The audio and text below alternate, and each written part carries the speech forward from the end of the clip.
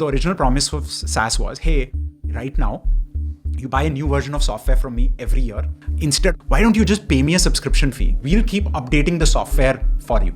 That promise has not been true for enterprises. So I feel the next decade is not about replacing SaaS. It's actually using SaaS more, right? How do you actually use SaaS to deliver that promise that a SaaS provider will continue to release new feature functionality and your digital worker will take care of adopting it, using it.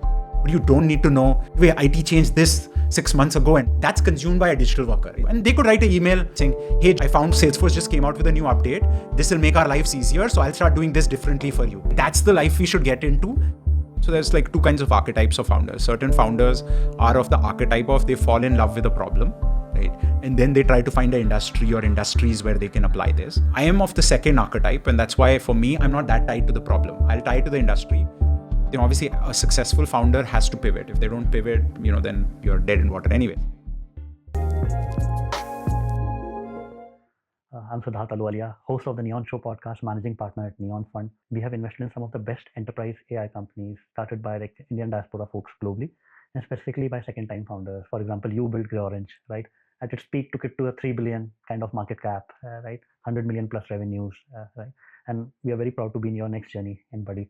You're so kind, Siddharth. I think at the end of the day, I think from literally our first call, right, the depth of questions, the effort you really put in and what you bring is huge.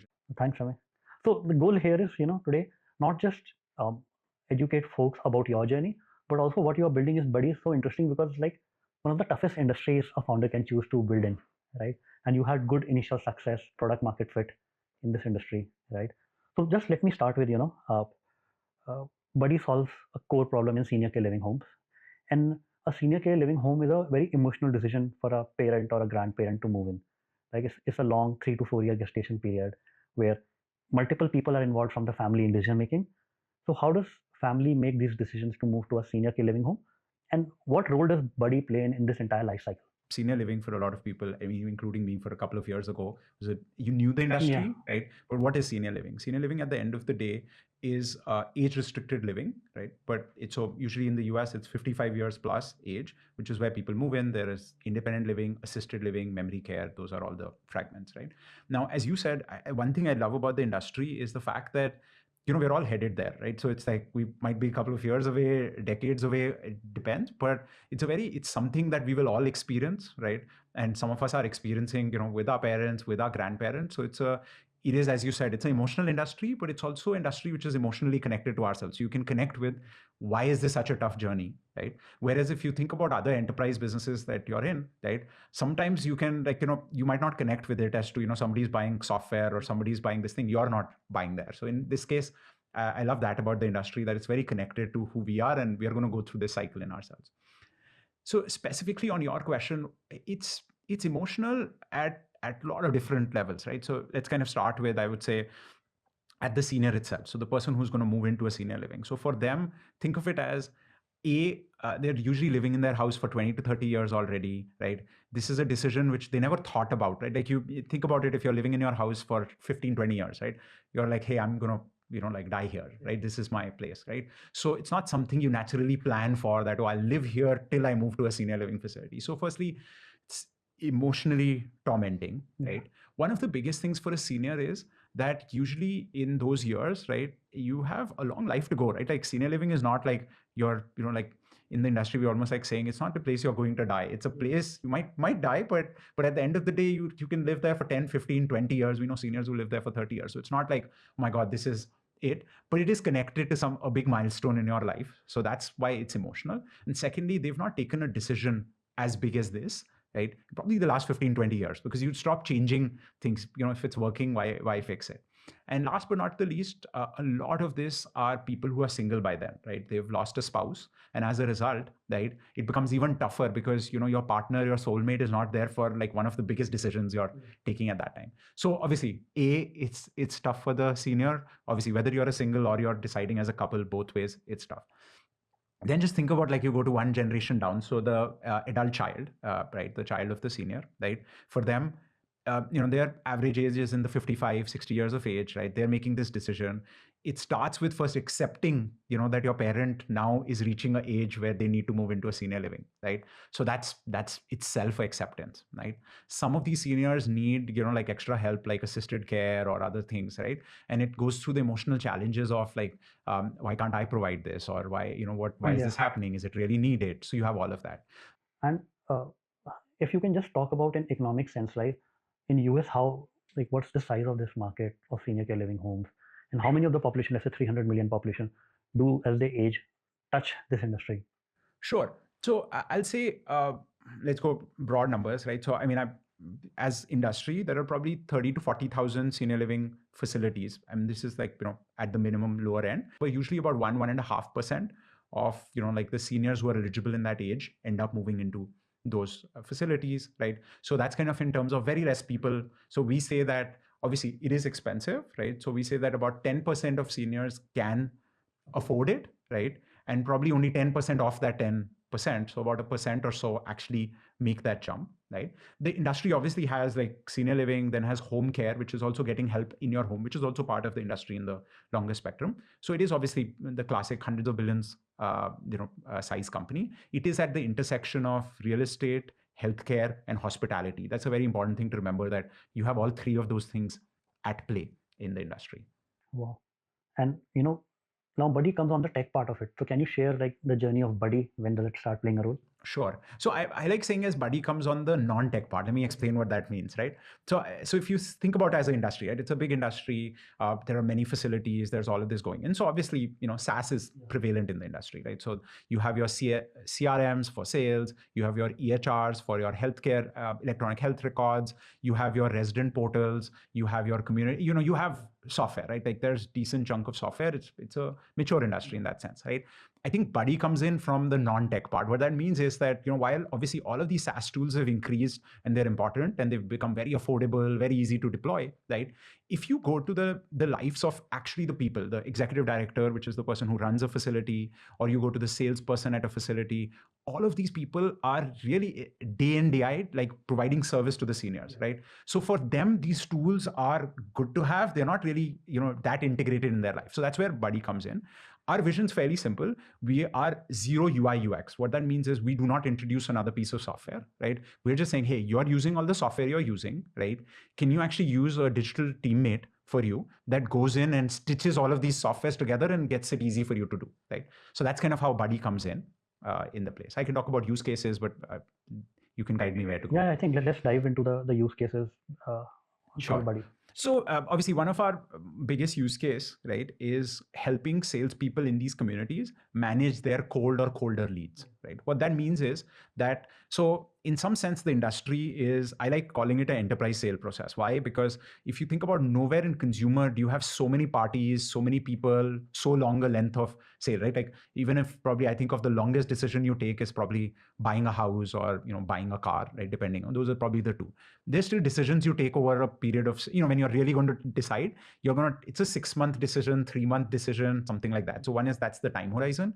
And the second horizon is usually you'll ask your friend and you'll ask, like somebody else about like, hey, which locality should I buy the house, or what's your experience with that car? On both these tangents, and the time, usually this decision can average 3 to 4 years, right? So it's like 5x longer than any decision that does. And on the second end, it's like everybody's involved in your family. You're not moving in, right? Like if you think about your tree, if any grandparent has told you like, I have 7 kids and I have 24 grandchildren, everybody knows that you're moving in. So they might not all be involved, but some way or the other people are involved. So that's why I really think of it as an enterprise sale, although it's called a consumer sale, right? So while it is enterprise, the biggest challenge for a salesperson is that on one tangent you have length and you have all these people, but any salesperson is dealing with 500 to 1,000 open leads.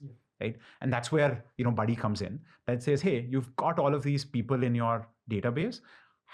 Who's the right person you should follow up with? When should you do? How can I quickly do all the research? Like you would have done 20 calls with these people over the next 2 years. So that's where, the digital teammates that Buddy builds comes in. So the digital teammate very simply does this, which is looks at your calendar, sees, hey, you have some time here open. Let me go find people that you should reach out to, goes, digs through the database, finds the people, then doesn't stop there, says, okay, what is my best practices as a company, right? Like who are the people I can help at which stage they are, finds those people, does research on all the calls, transcripts that have been read for those people, and comes back and says, hey, here you go. And it's the simplicity of it. You get an email which says, I found this time in your calendar this week, and I just set up a call. If you find time, why don't you give this person a call? Why don't you do a home visit? Whatever that is. So basically, this AI teammate, you can say, act as a highly specialized EA to each one of the salesperson. Interesting. So we like calling it as a teammate more than assistant, and there's very specific reasons for this, right? So when you think of an assistant is something that a person can delegate task to, right? Our teammates actually work for the central, like the head of sales or the regional sales heads.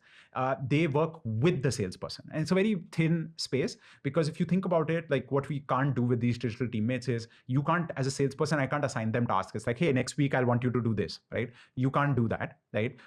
This is truly, in the AI land, this is truly where a job function, a role is defined for the digital worker, right? And they learn and become better, but they do that every week, right? So if you think about it, a salesperson has a role. Same way, this digital teammate has a role. Hey, you are supposed to research leads and you are supposed to assign them for salespeople. That role does not change or evolve based on the salesperson. That's why it's not an assistant, it's a teammate, right, who's doing this bit and going back and forth with it. You're very well summarized, because as a salesperson, I cannot tell Budy what to do. Yeah. So Budy does it because it has a role. And we have use cases where, for example, let's say the digital teammate in their case, right? So every digital teammate, that, as you know, is unique to the operator, right? So we have operators where there's a Joy, there's a Disa, there's Harmony, there are all digital workers who are unique to that operator. Every digital worker, right, that digital worker has a role. Part of those roles could be helping the salesperson do certain tasks, right? For example, hey, can you go research these things? But the way it works is, when you ask a digital teammate, salesperson asks a digital teammate for help, the digital teammate is enabled to say, hey, I don't know how to do that. So it's not, it's not assistant, it's not a chatbot, right? There's no way to chat with it in that sense, right? You can go and you can email it, you can send a Slack message, but it's not live chatting, right? Like if you think about, you don't chat with a teammate, that's where the difference comes. So Budy exists right now, right? But without Budy, how are these sales folks doing their work?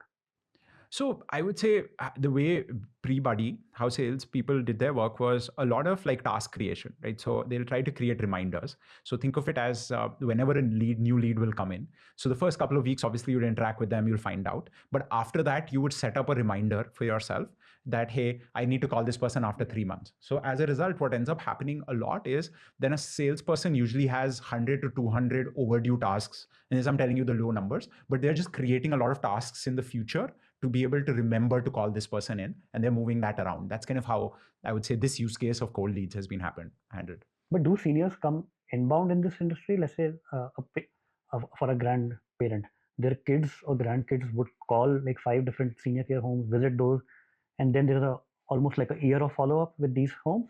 Or is it like more like the salespeople are reaching outbound to these folks?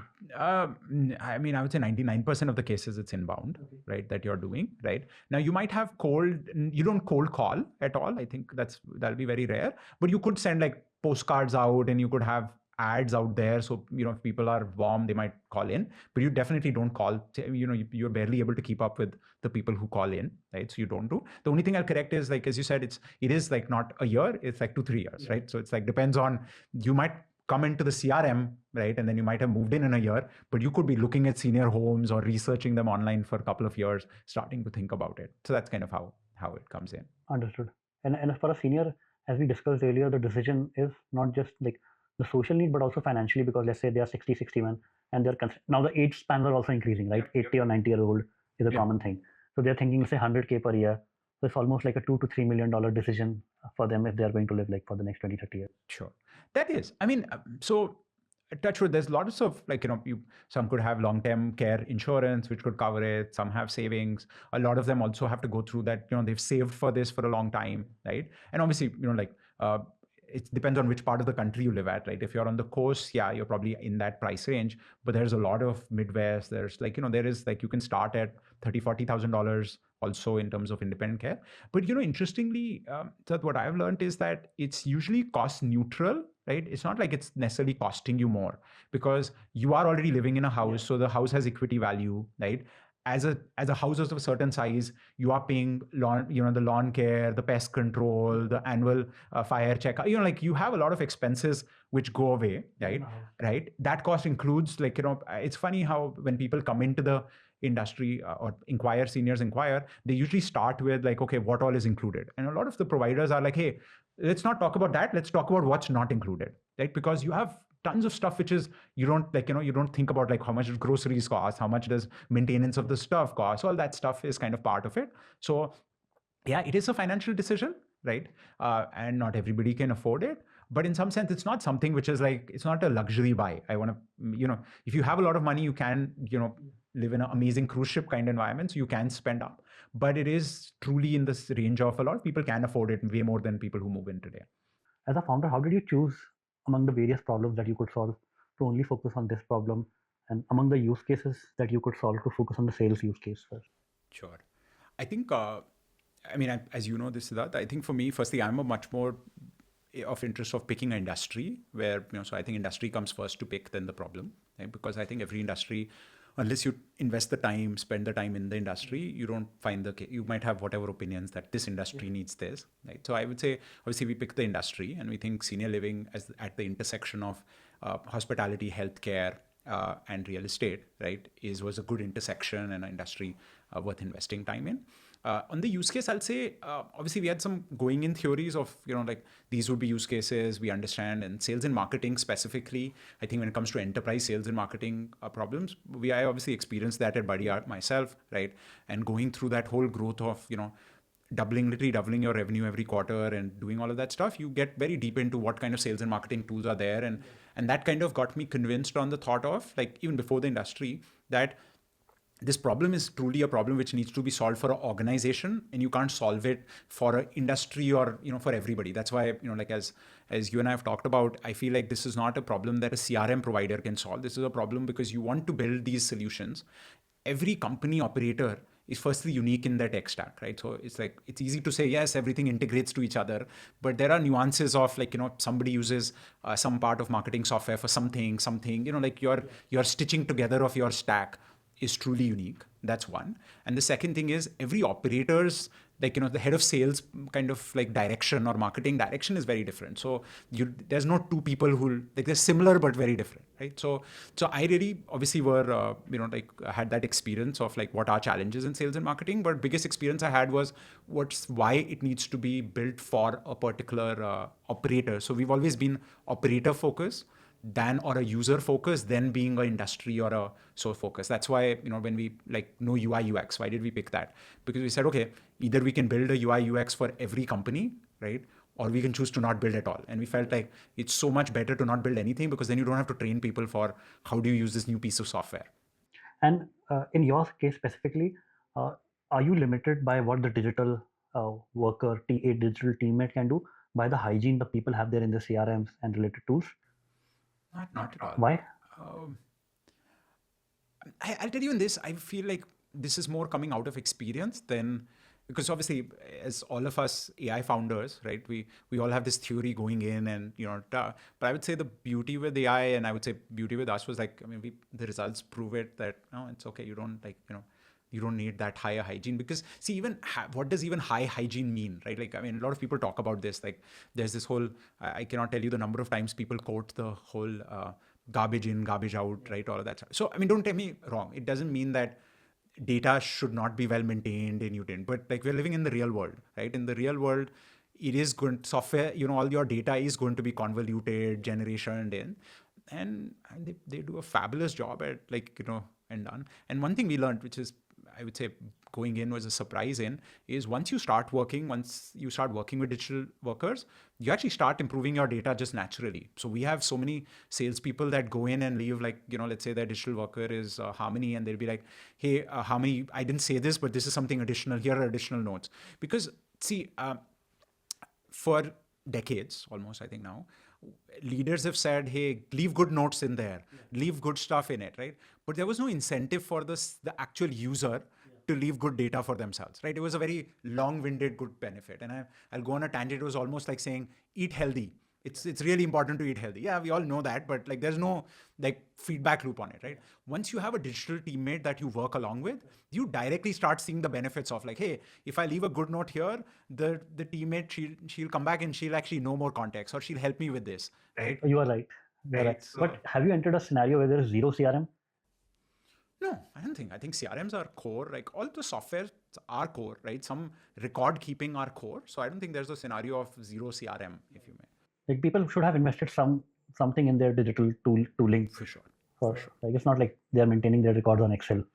No, and that's where we don't become applicable, right? But I think I can talk for the US for sure, right? Like there are very few industries, like, you still might have an industry where 20% is still on Excel and paperwork, but they are using some kind of like, we shouldn't, from outside in, we might think of it as like backward in this thing, but I don't think there are any industries left where people are not, like you can talk from, obviously our industry, senior living, but you can talk about from a dentist, front office, back office to, like your plumber to, I mean, you can go through like any industry which you might think is like, oh, that'll be a very backward industry. Everyone has invested because labor is very expensive. So you would invest in some tools to be able to make it. So as a founder, how do you say that this industry you find your own founder market fit? So I would say, so that I've come across two kinds of founders, right? So, and that's why I would say all answers I give are on my archetype, and I'll explain those two, right? So there's like two kinds of archetypes of founders. Certain founders are of the archetype of they fall in love with a problem, right? And then they try to find an industry or industries where they can apply this. That's one archetype. And a second archetype are people who fall in love with the industry or, like investing and learning about industry and spending time in it, right?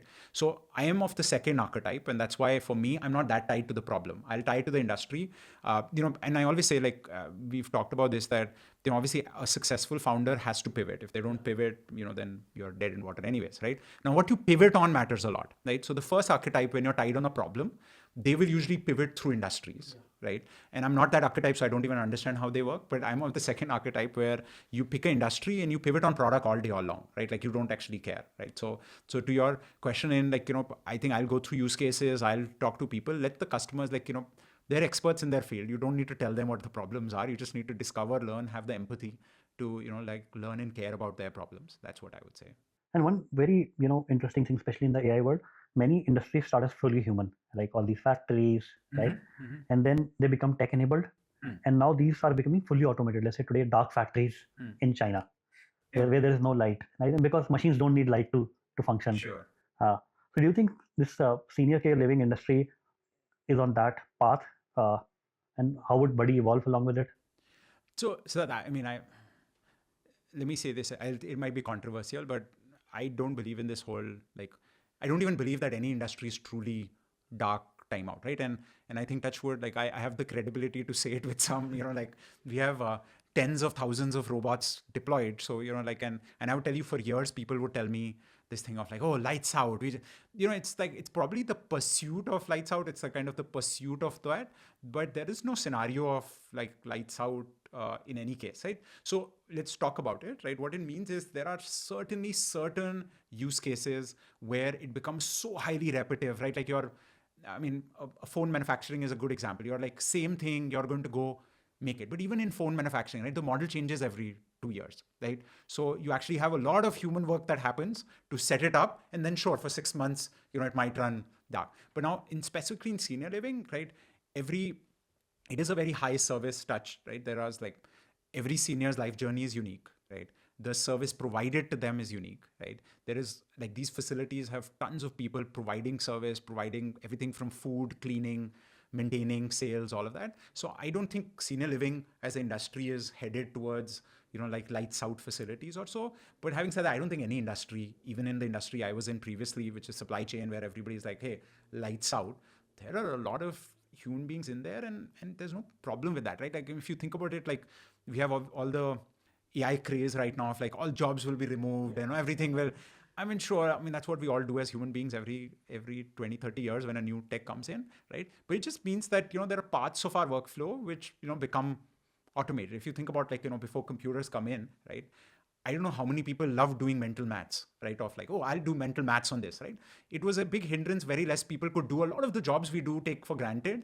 we are like, because there's a calculator. So before, like that came in, and then obviously the computer, and then the internet. So I feel like any industry, there are parts of the work that become repetitive, non-value added, and the same is going to happen with AI. Parts of the work will become repetitive, will become those. But it's just the industry grows, and human beings have a lot of stuff to do in any industry.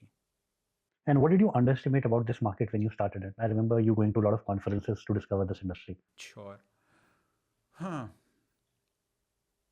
would say the thing that I didn't probably appreciate enough going in was how, so like this industry from outside, when you look at it, right, these are like, okay, you're talking about a senior living house or home, somebody owns that facility, or somebody owns that senior living apartment location. What I underestimated was the fact that there is like, on the back end, there's a whole real estate angle of this, right? So there is a group of owners that own a property. So how unique every facility is, right? And actually, I shouldn't even use the word facility, but how unique every senior living location is. That probably I underestimated, right? Of like, there are different owner groups, there's different, everything is a REIT. So there's like multiple people who come in, they own that. The operator might be different, but that's there. So that's been a good journey of like, how do you maximize returns for the end owners are not the same people operating, is probably the place to start thinking about, and how every senior living home is unique in that sense. And which are the largest name in this industry? Like in terms of, let's say, if you think about hotel industry, you think about Marriott, you think about Hilton, you think about a few other names. So I mean, by size, like you'll have the Brookdales of the world, and you'll have the Ericssons of the home. So there's there, but it's a very, very long tail. So obviously the Brookdales and those would be like 700-800 facilities or homes, but I would say it is a very long tail industry. So it's definitely not like how hotel industry of like, hey, Marriott or Hilton, 2 or 3 have like consolidated that. And that's not necessarily a bad thing, by the way. I think there is value in standardizing and adding in, but there's also value in, like being much more, it's a very high touch service industry. So this is much more service than a hotel industry, I believe. Massively more service than a hotel industry. Because when we started the podcast, you said it's an intersection of 3 industries. One is hospitality, other is healthcare, and there was one more. Hospitality, healthcare, and real estate. Real estate, right? So even in hospitality, like hotels, real estate and hospitality is common, but it doesn't add healthcare. Yeah, it's a different. So I mean, there are a lot of like 50% of the industry or 40% of the industry will not have any healthcare, by the way, in the home. So it's intersection. But having said that, it's like hospitality also. But like, think of it as in a hotel, the restaurant is probably used by 5% of the people who live there, right? So it's important to have, but the utilization is 5%, right? At the minimum, right? One meal is everybody's eating there. Yeah, the breakfast is there. Right, like breakfast is there, right? Most likely, most facilities will average actually two facilities, right? So think from a chef and a cook point of view, you are always cooking food and doing, right? And then you go to a hotel, right? For like vacation, on a holiday, this thing in, right? You don't actually, as a chef, you don't have to care that much about like, are they eating healthy, right? Am I taking care? Are they getting variety? Is there good protein content to this thing? So here the chef has to make sure people are happy with the food, right? But he's also taking care of like, hey, I control all the nutrition they're getting, right? I have to make sure that they're doing. So it's not healthcare technically, right? Like you're taking care of what food your residents are eating, but it is healthcare, right? Because you care and you want to make sure, I'm not overfeeding on, desserts or doing. Whereas what do you think a restaurant does? It's like, hey, just put all the sugary items, all the high fat items. We want them to spend their money here, right? Here that's why it's the incentives are completely different, right? And it's like the jobs of chefs are way more complex. They're much more senior positions. They, like chef is probably one of the most key anchor, right? And then think of the same thing as the activities director in this, right? Exactly same, different in. Activity directors have to go through, so right now, a lot of people who live in these homes are baby boomers, right? So now you have to go through like, okay, this is what baby boomers' interests are. This is what the next generation wants. I should do more, karaoke classes, and I should do more pottery classes. They like doing more those things in, whereas some people needed more, let's do Bible service and let's do, so it's, I mean, I can go on and on about it, but it's intense. The first company that you started, you almost spent 15 years building it. Am I right? 12, 13 years building it. You became like one point of time one of the most valuable companies, or the top 25 valuable private companies in India. Rare companies to cross 100 million in revenue. And now you are what, 37, 38 or 40? Yeah, right? So now what I get a feeling from you every time I interact, you are in this for a very long time. Yeah. So what excites you? Like, because you're a founder that has already achieved massive success in a previous avatar, right? You could have created data centers. I mean, firstly, I think I always like saying it to myself. It's like, I did all of that stuff, but who cares, right? Like, what I mean by that is, see, at the end of the day, you have to find happiness every day as a human being, right? So it's like, yeah, I know I've done all of that and did, but in some sense, you have to enjoy what you do on a day to day, right? I love the learning aspect of it, right? So obviously on one end, AI is a lot of fun, right? But on the other end of like, how do you, it's senior living as an industry, it's got all of its idiosyncrasies, uniqueness, stuff that you learn. So I love it for the learning curve, and I always, whenever, whether it was in supply chain logistics and now it's in senior living, I attach a lot with like, hey, treat your customer's company as yours, and then automatically the customer will treat your company as theirs, right? So I really live and breathe that. So I, like, with the customers I partner in, whether it was at GreyOrange, it's right now, I am probably more stringent on ROI than a lot of customers might be, right? And which is, like the only way I operate. I'm like, why do we have to do that, right? And sure, like, some customers will be like, because I'm paying you money to do it. Yeah, sure, I'll do it, but like, convince me why we need to do it. So I think for me, that's why I really enjoy, and that's why you have to spend the time in the industry. So that's, I mean, Yeah, sort of and fun. as a founder, what I observed is you took head on two very difficult industries. Uh, They are, I mean, unique. I don't know. I mean, I don't know. Let me say this in a different way. So it's that I don't know what is easy, by the way. Like, like everything is tough, right? Like, it's like when I talk to founders who ask me for advice on like, like industry or this thing, is like, I was like, if you wanted easy, why are you starting? Like, it's like, you're in the wrong profession, right? And I truly take entrepreneurship as a profession, right? So that's why I take that as a profession. what So do you if mean you, by that? I mean, I think you learning about an industry, you changing hats, you needing to not, like, it's just like any other job role, right? Like, if you have a job role where, like, you're gonna do something, I think entrepreneurship is a job role of like, you need to keep changing. I call it as like rabbit holes. Like, sometimes you're gonna go into rabbit hole of like, HR rabbit holes, to industry, to fundraising. And so as a professional, you should be comfortable with ambiguity. You should be comfortable with learning a lot of stuff. And I feel like that's what you learn. And I would say even in GreyOrange, when, if you're doing something, and touch wood, I feel like the only reason they become successful is because you spend the time in doing. So it's easy to say I spent 12 years in GreyOrange and there was one journey.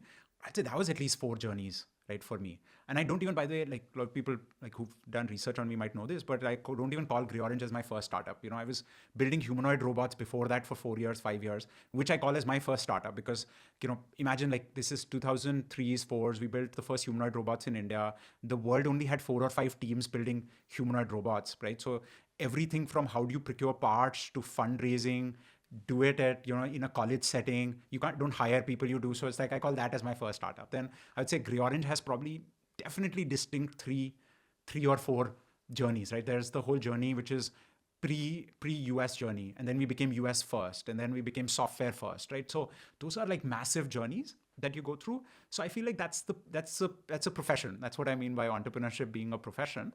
And it's fair for people to, like, try it out, like you try any profession out. But I feel like too many people come into the industry of like, hey, we are just going to come into this industry and there's the initial struggle we'll go through to figure out the market industry, but then it'll get used to the same corporate job I had before.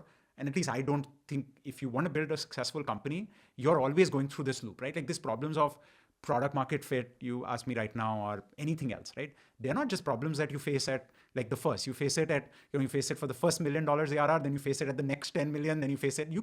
It's like, you're always going, if you wake up, we talk about this in the team, we talk about it with a lot of people at GreyOrange also, like, it's like, if you face problems which are new, right? Congratulations, right? Like, you're doing something right. That's why you're facing more and more problems, and you've earned the right to solve the next problem. So that's how I take it as, that is the journey of like, keep breaking stuff and keep figuring out new problems to solve. I think your WhatsApp status also says that notifications are off, and you love solving problems.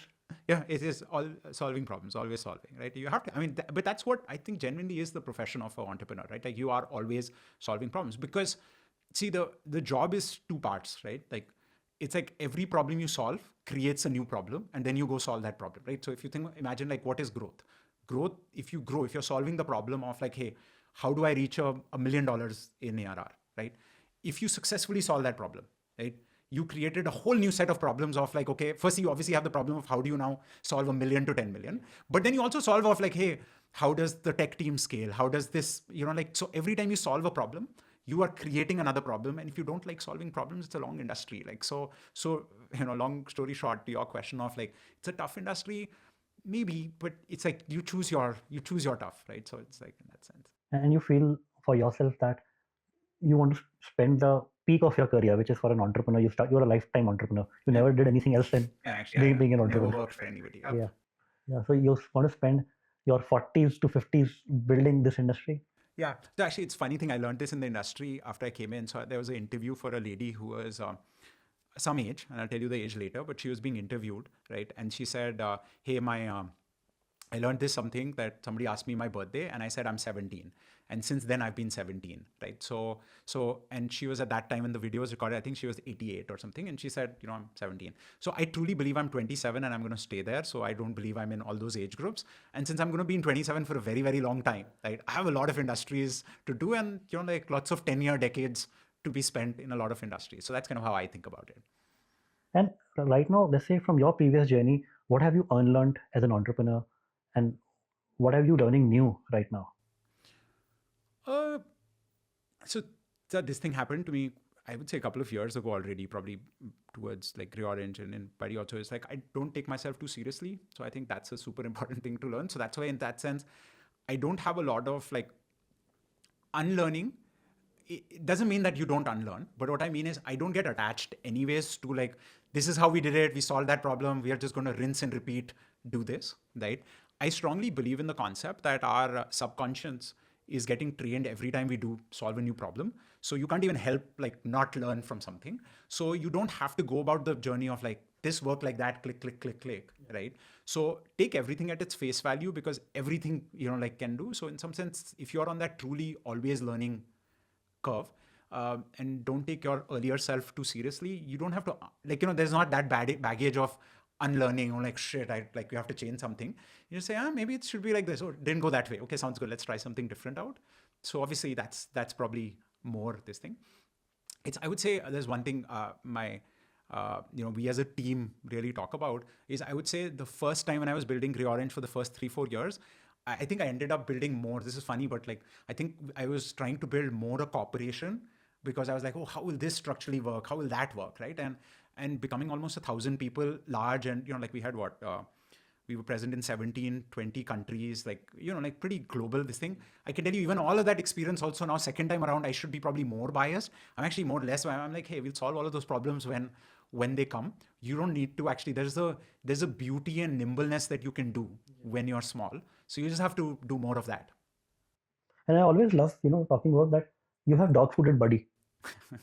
Say more. What do you mean by that? Yeah, like you said that the Budy internally, whenever I have visited you in your offices, the Budy is getting used internally in the systems. Yeah, I mean, I feel like I use the analogy, like that if you don't drink your own Kool-Aid, right, then like you're convincing other people to use your own Kool-Aid. For your own sales team, and the Budy is placing tasks on your it's actually interesting. So we have 2 digital workers inside Budy as a company. So we have Budy and we have Harmony, right? Harmony is actually our sales and marketing digital worker. Budy is much more our implementation. So Budy actually builds the digital workers. So it helps us build our digital workers, manage our digital workers with us, right? And Harmony actually comes into our sales and marketing motions. And Harmony and Budy have a handoff-ish motion. So we absolutely have our own digital workers. And I mean, otherwise, like, we're kidding ourselves. If we don't use digital workers for ourselves, how would we? So can you dive in more, because you talk about them so much, like the digital workers, and you're speaking about them as if they have the life of its own. They do, yeah. But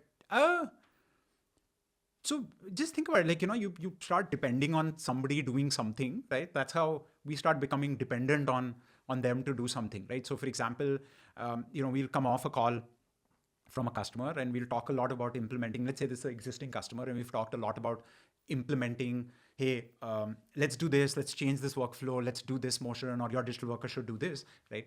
Budy has the first pass, right? So Budy would come back after a couple of hours and say, hey, I'm thinking we need to modify these job roles. We need to do this thing for this digital worker, right?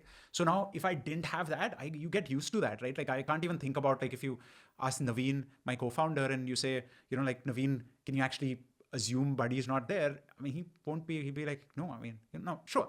Naveen trained Buddy and, like did all this, but that's similar as anybody else you add on your team. You do the 90-day training and then do it. Or anybody in that sense, you get very used to digital workers. So in some sense, they are roles they do for you and they repeatedly do for you and you get used to them. And there are a lot of things, by the way, which you get used to them and you don't worry about them. So dependability is a thing, or consistency. Whereas in SaaS, you are the worker and you expect your team to work through these tools and get the outcomes. I think that is the really unlock, right? I really feel, and we talked about this when you were thinking of investing. I feel like the next decade is to be spent. I might be controversial on this, but I feel like the original promise of SaaS was not delivered in the last decade, right? Oh, yeah, not delivered. Why do you think the original promise of SaaS was delivered, right? Let's talk. What was the original promise? So the original promise of SaaS was we were used to buying CDs, right, or enterprise software, right? So the original promise of SaaS was, hey, by the way, right now, you buy a new version of software from me every year, right? Instead of you buying every 1 or 2 years and going through all of this new purchase doing, why don't you just pay me a subscription fee, right? And you pay me that subscription fee, we'll keep updating the software for you, right? Now, that was the original promise for SaaS, right? That, and you've spent a decade in enterprise. That promise has not been true for enterprise. It might be true for consumer SaaS products, right? Like, if you call Gmail a SaaS product or you call Zoom as a SaaS product, right? Sure, it's true. But I mean, that's not the bulk of the SaaS product market where people were even buying every year, right? The core of people who are buying every year were the core enterprises, right? So for enterprises, right, sure, the software, Salesforce updates the software every year. But in terms of you actually using those new features, right, it's like best of luck. It's like millions, hundreds of millions spent in trying to use those new software, right? And also it's like training costs, stuff like that. It's through the roof. So I feel the next decade is not about replacing SaaS, which is what, it's actually using SaaS more, right? How do you actually use SaaS to deliver that promise that a SaaS provider will continue to release new feature functionality? It's going to get the learnings that it gets from industry, deliver it in the new software package that they deliver for an enterprise, right? And your digital worker will take care of adopting it, using it, so the users' lives cannot get that disrupted and they actually use those feature functionality. So that's why I feel like the original promise of SaaS was not delivered, and the way we bandaged it was by service providers, by enterprise software service provider. But that was just like we threw more people at the problem, but it didn't really solve the core problem of like, can I keep getting the latest and greatest that a software provides? So you're saying the next 10 years or 20 years is all about digital workers who are kind of invisible, but you depend on them. Yeah, literally. I mean, just think about it. Like at the end of the day, I don't think the job roles are going away. The job roles will stay. The salesperson will stay. Like whichever roles they are, right? All those roles stay. But the core of it will be that we will not need them to become experts on the software package that company is using. This is a super important thing. It doesn't mean that a salesperson should not be trained on to how to use a CRM, right? But as we all know, 3 companies, all 3 using Salesforce, right, is completely different Salesforce. So a salesperson doesn't learn Salesforce. They're like, oh, you use accounts for this. You use leads for this. Oh, I put this information here. Your process is this. So a salesperson should not need to be learning all the idiosyncrasies of how Salesforce is set up for you or what do you do for marketing, right? So adversely, I mean, no person in enterprise today is using one software, right? They're using minimum 10 to 15 softwares in their daily lives, right? So now just think about it. 10, 15 softwares. Yes, you should know what their softwares do. That is important as a profession, but you don't need to know in this company, this does this and this. And by the way, IT changed this 6 months ago, and now this software does this software does this.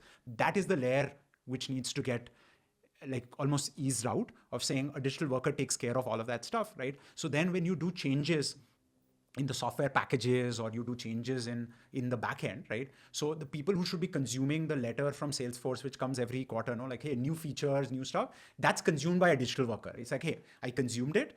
Now for my teammates who actually use the CRM, what do I need to change doing for them so that they get used to? And they could write an email in their, like language saying, hey, Jim, by the way, I found Salesforce just came out with a new update. This will make our lives easier. So I'll start doing this differently for you, right? Just think like that's the life we should get into rather than needing to learn every time or unlearn every time we're doing. So what you are trying to say is the digital worker, as they evolve, they'll move beyond LLMs because now they have a memory, they have a reasoning capability, and certainly they can push back also. For sure, right? So, I mean, our digital workers have short-term memory, long-term memory, communication modules, right? They talk through email and Slack. So you have all of the stuff that you need to do. So it's a full-fledged, they have their email IDs, which you, like, salespeople can email in, we do ourselves, right? So for example, when a community for us says, hey, I want to do this differently with me, they would, like, between the digital worker sets up a Google sheet with the community, right? It's like, okay, sounds good. Hey, by the way, you just told me this on this email. I went ahead and created this Google sheet for us to use commonly. Feel free to update the Google sheet whenever you want to be able to do. So that's why, we truly embrace the no UI UX way. Like, that's how two people, like, if you and I were doing something, right? I'll do an email once and twice, then you'll be like, Samay, let's just put this on a Google sheet, or let's put this on a Microsoft Excel share drive, right? And then use that as the common. That's the same exact thing that a digital worker does. It's like, hey, let's just put it there, and then we can keep updating it there, right? Or for example, our digital workers generate a report at the end of the month. So they'll send in, and then people are like, hey, by the way, like, where is the background of this? It's like, hey, here's the Google sheet. It's there. Go. It's there. And that's like how human beings would work with other workers. Can you share the example again of the never split the difference at one of the senior care living homes? So, our standard way of, like, doing any digital worker is, we will go ask the CMO or the chief sales officer saying, hey, can you give us your sales manual, your best practices, so that we can train the digital worker? So we usually take 2 weeks to train the digital worker in your best practices. So one of the, leaders at this operator, he's like, yeah, we have some, but our biggest sales manual is the book Never Split the Difference, right? So we're like, okay, right, that was new for us. But literally, that's what we did. We trained the digital worker to say, hey, like, take the essence of the book. And if you've read the book, it's a very famous book. I'm missing the author's name, but he really comes out with solid concepts on, like, this is how you should do, this is how you should listen, this should do. We did. So, 2 weeks later, when the digital worker went in, one of the advice I was giving somewhere, it basically said, hey, let's label this. And labeling is a very core concept that book teaches, right? So it said, let's label this like this. And he just, like, I remember this because we had a regional sales director. She read this and she was looking at, the sales leader, Adam in this case. And she's like, Adam, did you feed this the book? He's like, yeah, I did. I just did that. So that's the beauty of having your digital workers. It's unique culturally. It's unique. It's completely, and that's, how Adam wants to run. And it's a super important thing. We've almost removed this human element from companies, right? If you think of it like a CRO, a sales leader, a CEO, you have your decades and decades of experience. So you want to run you have limited resources. It doesn't matter, like, if you're a $100 billion company or a $10 billion or a $1 billion company, resources are always going to be limited, right? Like, what I mean by that is that as a sales leader, right, that comes into a job or does a job, you have certain things you want to focus on, right? And you want all your people, the best thing you can do is get your entire org under you, right? Focused in on doing that. And that's literally what the digital worker helps doing. So that's why the digital worker has to be trained in what's important to you, right? You as a leader, and let's make sure we are doing that across the organization. Which brings me to another thing that I want to discuss. Is Claude also, like, disrupting the software in your industry? Because the general narrative is tools like Anthropic, are coming after different kind of industries. Sure. I don't. Like, people creating their own software stack in senior care living using tools like Claude. Have you seen that happening, or is it just a hype cycle that we are part of? I mean, let me break this into 2 parts, right? So I think there is a lot of hype, I feel, in it, right? What I mean by that is, so when you are building, like, what people are really talking about today is like, hey, Claude could just build a CRM, or it could build a Monday.com, right? I'm like, yeah, sure. Why I say yes, sure, is because when a CRM vendor or somebody builds, right, they're building for best practices that adopt across the industry, right? So they are looking at not just what your needs are today, right? They already have customers who are 100 times bigger than you, and smaller and middle. So they're kind of trying to solve that best practices for all of that, right? Like, even Salesforce, which is, like, such a mature software, right? They themselves are building best practices for, like, hey, how do we keep data security right? And when you will become this, then you do. So they're doing all of that good stuff, right? So I think that's the part that I don't think a Claude comes in, even if it does, right? Imagine if you're a user and you're like, hey, Claude, go build me a CRM. Claude's like, sure, I'll build you a CRM, but by the way, it'll cost you $1 million because I have to take care of all the thousands of edge cases. You're like, no, I don't want to spend $1 million. I thought this is supposed to be cheap. I'll just go buy Salesforce, right? And that's why I feel that part of it is the hype part, right? But for example, Budy codes, right? What does Budy code on? I mean, it runs on, all the 2 big model providers, right? It runs on Anthropic's LLMs, runs on OpenAI's LLMs to actually write, reason, do the integration. So it does write code, right? Like, and as a team also tons of code. I'd say 70-80% of our code is definitely written by LLMs at the minimum, right? So it's not like the coding is not helpful, right? But it's not going out and building complete stacks in, right? So even ourselves, we intrinsically use a lot of, like standard best practices, right? Like code and libraries, right? And why would we want to like use LLMs to rewrite that stuff, right? Which is already really so mature. So that's kind of how we think about it. So in your lifetime as an entrepreneur, and now we are, coming towards the last 20 minutes of conclusion for this podcast. You have built companies across India, New York, and Bay Area, right? So what are the essential differences that you have, seen across these three ecosystems? And what are the different ways that you have built these companies? So actually, I'll correct that a little bit, because I think in my journey, I've probably built, like India for sure. I have done Japan. We were very, very deep in Japan, right? I would say we were fairly deep in Europe, like especially Germany, German and English speaking part of Europe. And we were definitely pretty deep in Chile and Brazil, right? And then obviously US, right? So I'd say for me, my experience is like those, like going very deep in, having a lot of employees, doing tens of millions of revenue from all of those reasons. I feel my experience is people worry too much about like how unique every space is, right? So I think the thing is like you shouldn't worry too much about, right, that. I think obviously Bay Area is beautiful at two levels, right? One is like personally as a person, like it's great weather, it's outdoors, you get to have, like amazing walks and talks. And obviously Bay Area is a concentration of number of people who come from so many different walks of life.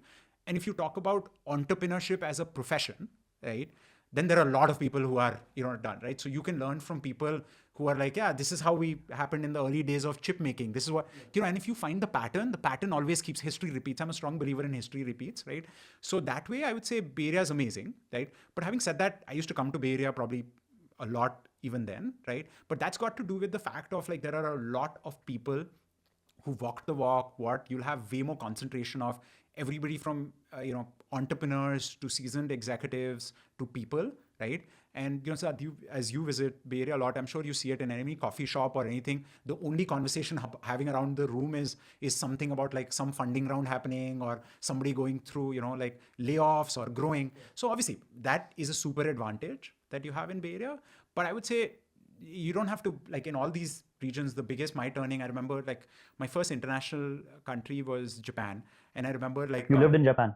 Yeah, I lived in Japan, and I, like we were growing there. We built a Japanese team. Literally first big market for us and we didn't work with small companies, right? Like at GreyOrange, we would work only with large companies. So we were working with the largest companies in there. We work with the SoftBanks, the Nikkeis, like humongous brands, right?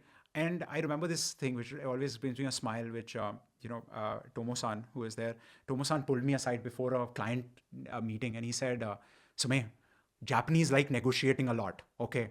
Don't get, too pulled in. They really like negotiating. And back in my mind, I was smiling because as a person who's born and brought up in India, I was like, we thought we negotiate a lot, right? And he's like, Samay-san, you have to be careful. They negotiate a lot. So I just smiled and I did. And then for me, over the years, same thing in Germany. We were very deep in Germany. I lived there for a couple of years. We were working with the biggest providers there. And I remember like, they were like, this is how it's done I was signing a contract in Germany. And I'll always remember this, that, so our first big contract there, and we had done the negotiation and the terms were done. And we were like, we just got up and we were going to shake hands, right? And as I was about to shake hands, right, one of my mentors like just stopped my hand, like hit it here. He's like, hey, Samay, wait. I was like, what happened? Wolfgang was his name. I was like, what happened, Wolfgang? He's like, Samay, in Germany, handshakes are legally binding, right? So I was like, okay. Sure. Like, for me, they were legally binding in my mind, right? Like, and I always think they might not be legally binding in India or they might not be legally binding anywhere in there. But think about it. If you handshake with somebody and if the person goes back on their word and then they change later, they come and haggle or do it, it's better you don't work with them anyways, right? So sure, it might not go to the court of law, right? But for me, it was not like, oh, now I should be careful about there's a popular saying in enterprise, right? That if you actually go back to referring to the contract, what you signed, there are bigger problems you're facing, right? So I feel like the reason I'm sharing all of these nuggets is just because I feel like we pay too much attention to this is how this place is unique and this is how this place is unique. You have to learn from every place. There are so many unique things to learn, right? But, just keep building. So what I have observed over the last 2 years of relationship is that, clearly you have an obsession for learning. For sure. Yeah, I yeah, love learning. yeah. And that's what, why you choose the profession of entrepreneurship. I think so too. Solving problems is one part, but it ultimately feeds you Yeah. your It's like innate curiosity for learning. curiosity, because I think, see, I would say learning with adding value. I feel like these two things have to come hand in hand, right? Because yeah, I enjoy learning, but think of it like if I wanted learning, I could just like go read more books, become a professor. I really think how do you utilize that learning as that curve, which is super important. How do you apply something in, like couple of 6 months ago, I went deep into, our infrastructure was scaling and we needed to get into Kubernetes. So we got deep into Kubernetes and we were learning, okay, this is how that did. So obviously the learning of it was beautiful. But for me, the takeaway from that was also like, okay, this is how we solved it. This is how the Kubernetes open source community came together and solved these problems, which by the way are problems which come in 10 other places in industry and life. And we've solved it one way like this. Like, how do you use that to that to that? That's where I feel like is probably where I get my high and get my this thing of how do you actually utilize that learning is probably very, very unique. One of the other things that I appreciated that how you built your cap table, you were very thoughtful of how you want to bring which investor. Can you share your mental model on that? So see, I feel like, I did my, as you know, I did my first journey, raised tons of money, hundreds of millions of dollars. And I would say first time around, you don't have the luxury of like really being thoughtful, and you don't experience, and you're anyways going through all of your, FOMOs and all your insecurities when you do it the first time around. Second time around, I was much more thoughtful of like, see, we, whether they like it or not, or I like it or not, we are going to be, living together for the next decade at least, because anyways, anybody who's looking in for a short-term quick return, I mean, we'll anyways not jive well. So it's like, that's an easy rejection in that sense, both for them and me, that, hey, I'm not going to ride a wave and like, let's go get this in. I'm not in that line. But I think for me, the thoughtfulness is really about that. As I was telling you at the start of today's conversation, that I really like that, like, even though your question's more inert of like, hey, how will you solve that? How will you do that? There's this curiosity, there is this work that has to be put in. So for me, the cap table, right? Like, as I don't know if the journey literally started with, I said, hey, I'm going to do something. I don't know what I'm going to do. Right. And I'm just going to, I'm looking if any angels, it was more a give back, right? Because as you know, so that I could have just funded, this myself. Right. But the point was, I was like, hey, this journey is tough enough. It's good to have people who are, I want to say friends, but it's more friends at the level of the good friends, right? The people who challenge you, who think with you, you learn from them, they learn from you. So that's why I put out that LinkedIn post on like, hey, if anybody's been, been attached to me in my journey so far, known me, if you want to, take part in the angel round period. I was obviously, I didn't anticipate, like, got a floodload of inbound. So in that, I was more looking for people who are, like in it for that journey, mutual learning. I feel like the mutual learning is a very, very important part for me. And it is mutual in every sense, right? Like I love partnering with people who I can learn something from them, and they're also looking to learn something from me. And that's where, like you have a good relationship. So I remember, I was influenced by this. I think it was a podcast or an interview of Vinod Khosla somewhere where he said founders obsess so much time in hiring executives, but don't spend the same time in getting people on the cap table or the board, right? Because he said it so beautifully. He said, you can fire an executive, but you can't fire a board member or a cap table holder. So that's why I feel like for me, I became much more, I used, over the years, I had built my expertise or whatever learnings on how to get what to look for when you hire people as executives. I probably use the same a little bit of that on all the people who come. And what was the qualification criteria that you built or selection criteria? I mean, if you're down in the dumps, will you want to be with the person like this, right? It's a super important one. I feel like you do it for executive all the time. So you're like, hey, we're going to have disagreements. We're going to not do it. But when it's all, like I always say it, and I say it, by the way, with my customers also. And probably that's where it moved from customers to executives and moved from executive investors, which is, I tell my customers, I'm like, see, when things are all going well, like we'll be the best partners because it doesn't cost anybody, right? I want to make sure that when things are not going as per plan, right? That's when we can talk it out and we can sort it out. So I would say the most biggest criteria firstly is that only, right? And that's how you have to be, like go through that journey of like making sure that it's not going to be like, even in like at a sum, when you zoom out GreyOrange, right? Like it's like, hey, 0 to 100 million. In the first 3 years, we went 0 to 10 million, right? So it's like, looks amazing, right? I mean, yeah, it came through like 2 times. We didn't have, I think, we were almost 400-500 people. And if one order wouldn't have come, we wouldn't have had money to pay payroll 2 months. So, like I call it as near bankruptcy moments, twice of those, right? Stuff didn't go in. So it's not nice and curvy at the ground level. So just pick the people, do it. And as you said, like, life's too short, right? So I really feel like for me, it's like your investors, your employees, your board members, your customers, right? Even customers, right? You'll spend as much time with them as much you'll spend with your family. So it's like just pick people you want to be around. One other thing, I have been really curious about is in your first journey, right? Uh, you raised a ton of capital, Sure. right? And I think 2/3 of it, as you mentioned earlier, was only in secondaries, money exchanging hands, right? In this journey, you have been very deliberate about. So what brought about that change? I think so. Like there is this thing which is, I think I learned it the same way as every founder who'll go through it. Hopefully, first time will learn, right? Is that we have this feeling of money solves all, like money solves all problems, right? It is definitely an important ingredient in solving, right? So don't take me wrong. In like, I raise right now, we burn a lot of money, we do all of that stuff, right? But it doesn't solve all problems. That's a super important thing to go through, right?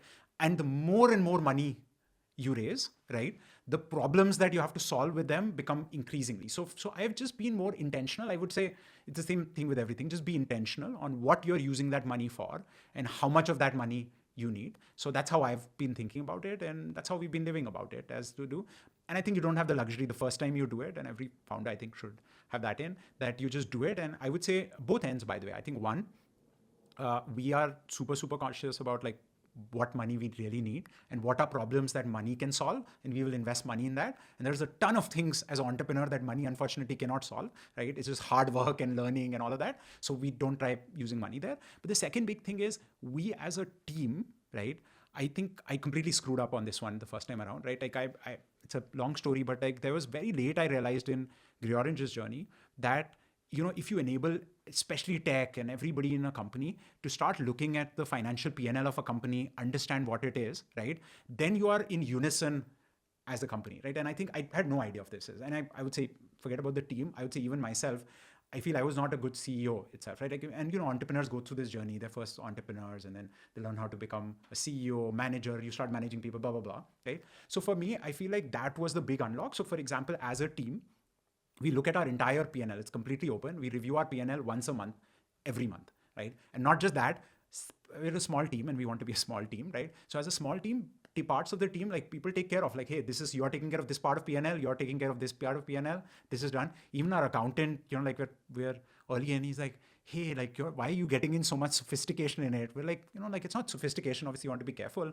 But as a team, as a group, we want to understand that we're running a business, right? It is a business, right? So we need to know where is money coming, where is it going, how is it turning? So I think we're way more intentional about, money as a whole. And I think that it also makes it fun. Yeah. And second, the last thing that I want to discuss about is growth. How your view on growth has changed. In the first time, as you mentioned, you were one of the rare companies to scale to 10 million in 3 years, and 100 million happened. This time, you are more intentional about growth. I think on that front, I don't think anything has changed. I feel like, I think the growth part comes for me from the point of the learning curve bit, right? So it's like I'll tell you two parts. I'll say one part is, I think in GreyOrange's journey, I made too many 3-year, 5-year plans in the first 5 years of the company, right? And I always thought as an engineer, because, I tried that journey as an engineer, I said, as an engineer, we need to plan that and focus on that, right? After like rewriting those and touring and reflecting back and saying, so interestingly, we probably met or exceeded all of our 4-5-year goals from a financial point of view, but none of the plan was at all anything we thought we would do. So I would say from a growth point of view, we plan lesser for 5 years and 3-year plans in that sense. We are just crazy about growth, and growth is a good, like, it's a good feedback on like, hey, you're in a business, right? If your revenue is growing, right, then that is a direct testament to your solving problems for people, right? So your revenue should keep growing, your unit economics should keep getting better, right? And your margin should, so it's like all three of those together, right? If their shape is directionally keep improving every quarter over quarter, year over year, that means you're truly building a business, and truly building a business means you're solving customers' real problem, right? So that's how we think about it. But in terms of like, I think the core tenement of growth. I remember like the first time we did, I remember the first time we hit 1 crore, like, it was like in INR, it was like crazy. We're like, hey, this, and then we moved it, like, I think we moved it from that to like the first time we hit $1 million, right? And then we hit a 10 million. So it's like you achieve it, then forget about it. So I always think about like when you're having a bad day, you look at like what you've achieved, right? Whenever you're having a good day, only look about what you've not achieved. So that's how we probably balance it. And my last question today is, what's your ambition for Budy as a company? Build a really, really large company, have fun doing it. That's what I'll say. Yeah. Thank you so much, and we love this conversation. No, thank you so much for having me here, Siddharth. It was so much fun.